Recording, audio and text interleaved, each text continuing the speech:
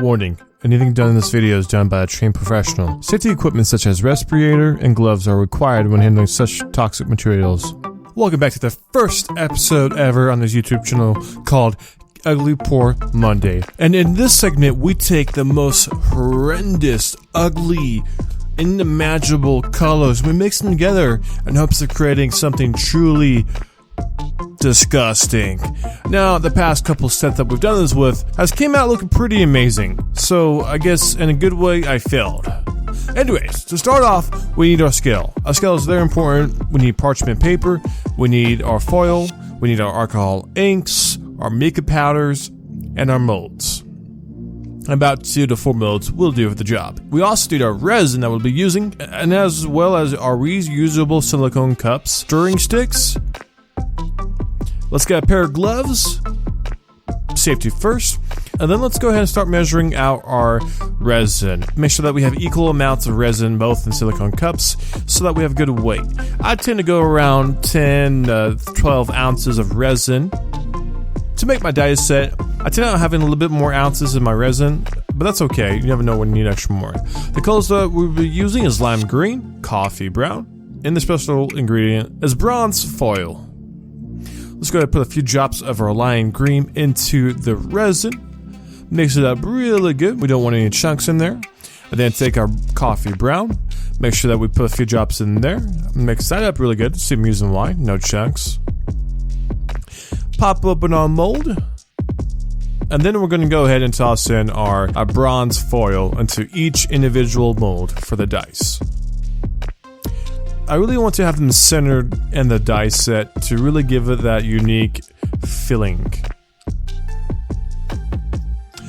After that, we want to take our lime green and pour that in first. Make sure that we fill each individual mold about halfway and then stop in there. After that, we'll take our other resin that we poured, the coffee brown, and then we're going to top off the rest of the mold with that stuff. Make sure that we overfill the mold. It's so important that we do that so that we have resin, because you always want more resin than not enough. Something I like to do is flick the molds on the side and the bottom to force the air bubbles up to the top. After the air bubbles are at the top, we take a ladder and we do a quick trace around to pop any extra air bubbles. After that, we take our lid, we put it on top, and then toss it in the pressure chamber at 240 psi for about 24 hours. Anywhere from 18 to 24 hours should do. Give it a good cure. Then, let's go ahead and pull it out. Here are the results, and as you can see, that's a nice clear set right there. No air bubbles at all. Should be a quick and easy post-production cleanup. Now this D4 just turned out looking amazing. I'm super happy with the results, and it kind of reminds me of the Jurassic World mosquito in the first movie. It just has that nice look. It also has this like type of season, autumn, fall leaf colors to it, the brown and green. It works really well with each other, and I really like the results. And of course, you gotta do a sound test, but there's no sound, so click, clack, click, clack, click, clack. Anyways, here's the D8. Just looks stunning. Here's the D12. Looks really good. D100. Here's the D20. I love that D20. Just really looks superb. Here's the D10. And then the first step to clean up the dice set is we want to sand down each side.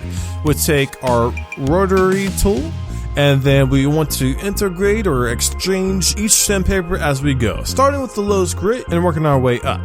And when you sand a dice, you want to go in a circular motion. Alright, after we get done sanding the dice, we need to really make sure that we polish up looking really well. There's a couple of ways we can do it. We can use a type of car polish with some microfiber towels, or we can use a Dremel with a buff or a pad at the top.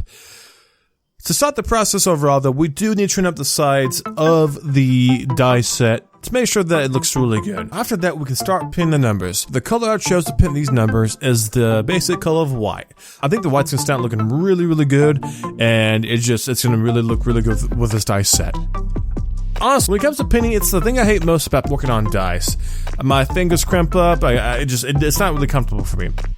But anyways, guys, that's Ugly Poor Monday, and here are the results. The dice set just looks amazing. This dice set will be able to be bought on my Etsy store when I open it up in a couple of months. So be sure to subscribe to the channel, leave a like, so that you can stay in touch and get weekly updates. Anyways, guys, thanks for watching, and I hope you all have a wonderful day, and a wonderful weekend, and a wonderful rest of your year. Let me know down below in the comments if you have any questions, and let me know what you think of this Ugly Poor Mondays dice set. Thanks for watching, and I'll see everyone later.